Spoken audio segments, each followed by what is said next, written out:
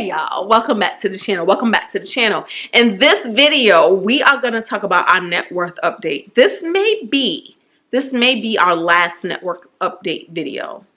This may be the last. Honestly, because I'm not sure if it serves a purpose anymore. I first started doing net worth update videos because I was inspiring myself to actually keep track of my net worth, to actually look at the numbers, to actually see what I can learn from my numbers, and to actually reach a goal. My first goal was I wanted to become a net worth millionaire, okay? And a net worth millionaire is different than being a millionaire with money being in your bank account. It means that with all of your things, all of your assets, all of your things, your net worth is $1 million. So it's not the same as making $1 million every year.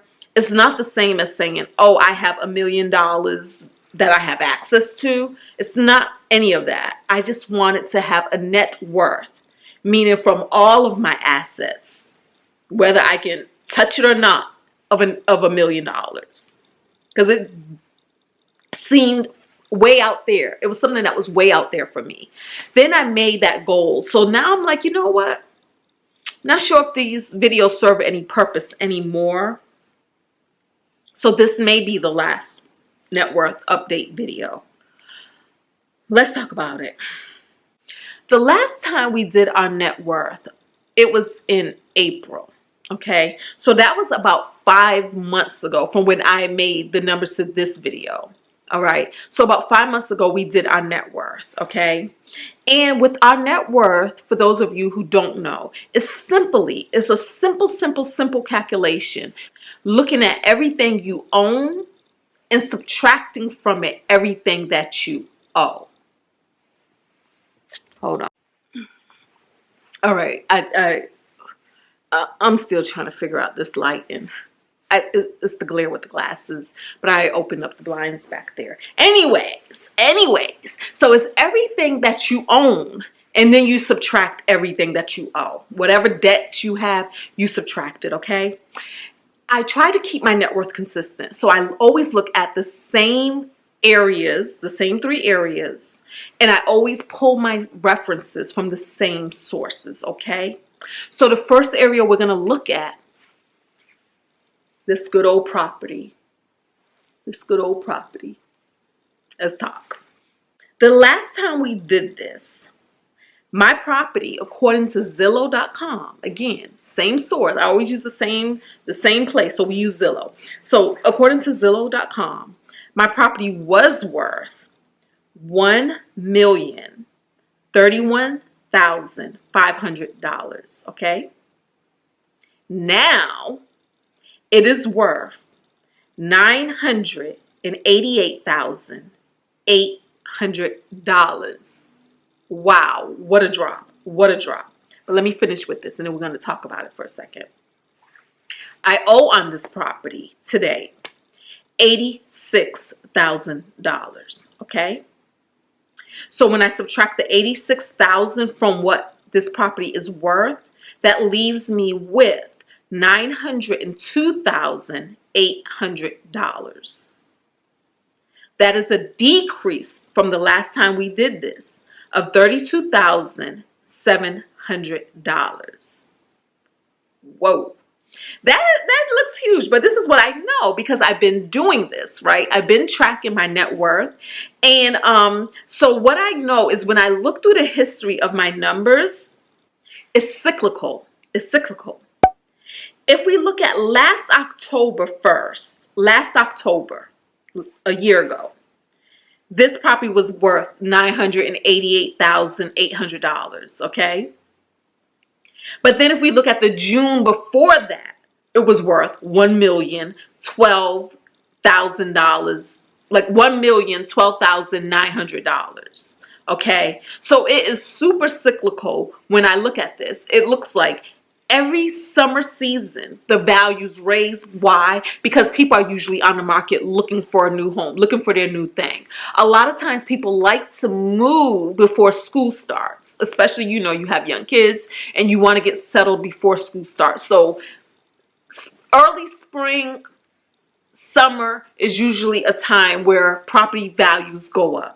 Then what happens? School starts again. People aren't really out there looking for new homes anymore. They're not really buying like that.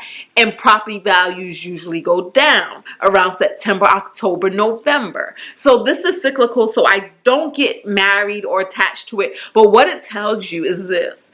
If you are going to buy a house, you might want to look around the fall time.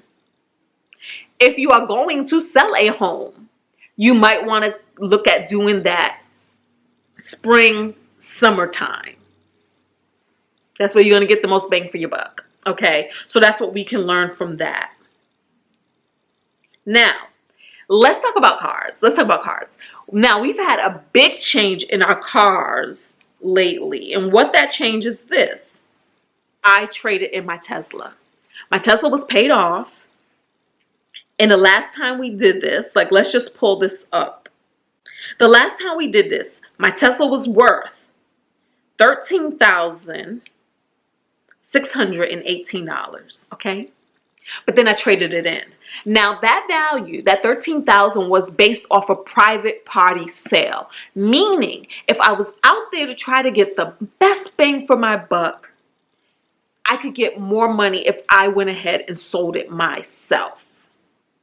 But we all know selling things yourself usually requires more time, it requires more effort, it requires just a little bit of this, a little bit of that. So time that I probably would have had to take off from work, to meet potential buyers, to advertise, to market the car, that sort of thing, to field phone calls, to field emails, things like that would have taken up more time, would have taken me away from the office.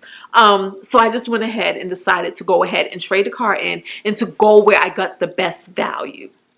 I got the best value for a trade-in with Lucid, okay? And so Lucid gave me $9,750. Now, this is no longer a part of my net worth because I applied that money to get in another car. Not a car that I bought. Nope. It's a car that I leased. Now, this also is very controversial because, again, I took something that was a net worth and pretty much gave it away.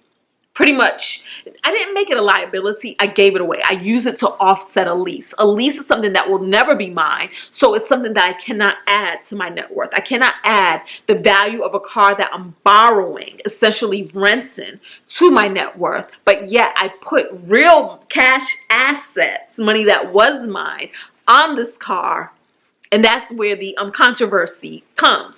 But I say this, you have to look at your life, your circumstances, how things are set up for you, and make the best choices for you.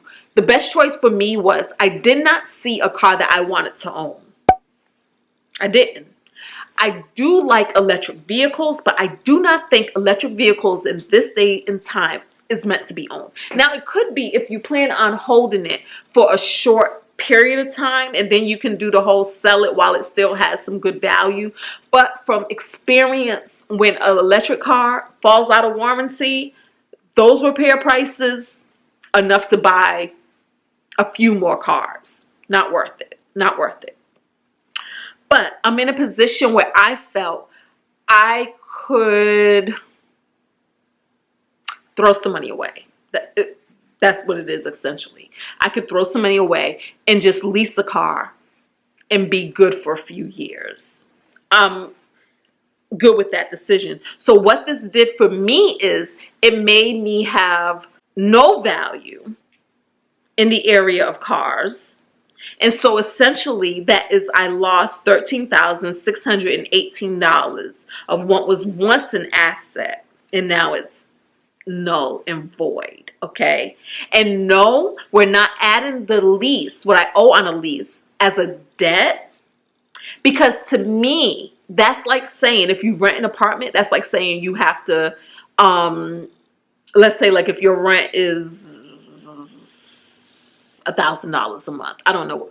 I'm just doing something I could do math with. Let's say if your rent is $1,000 a month. So this means that that's $12,000 a year that you owe in rent. That means that you would say, well, I need to add that $12,000 as a debt. But no, it's not a debt. To me, it just means that the money that I bring in will never go into an asset class because I'm essentially renting a vehicle. Does that make sense?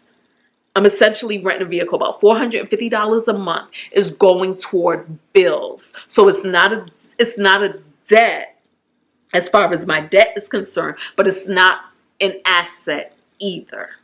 Right? Almost like saying with my electricity bill. My electricity bill is about $150 a month, but it's a bill. It's not a debt. It's a bill that I have to pay as far as net worth is concerned. I think that makes sense. I don't know. Y'all tell me, because I'm sure y'all going to tell me if it makes sense or not, but I know it makes sense.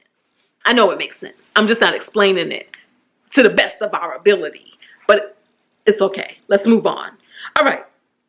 So now we know we'll no longer be looking at car assets, right?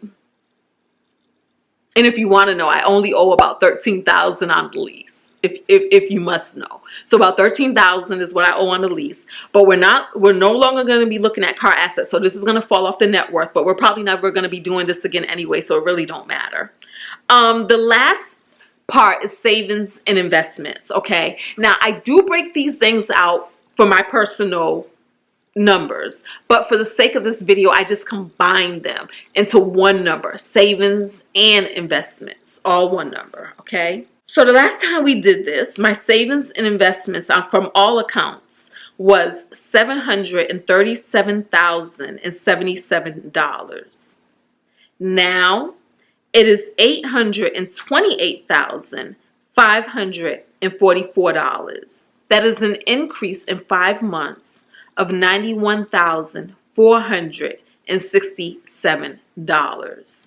Yay. Now let's look at the whole picture. Let's look at everything, okay? Cars is now $0. Property, $902,800. Savings and investments, $828,544. This brings us a total net worth of $1,731,344. What the net worth was before 5 months ago was $1,686,195. This is an increase of $45,149 in 5 months, okay? I can't be mad at that. I can't be mad at that. So what we know is this. Even with the house losing around $33,000 in value and me not reinvesting approximately the $10,000 for the trade-in of my car, and I also spent in this 5 months, I spent about another $24,000 buying down a lease and such. Not just buying down a lease, there's a few other things in there too. So $24,000 spent.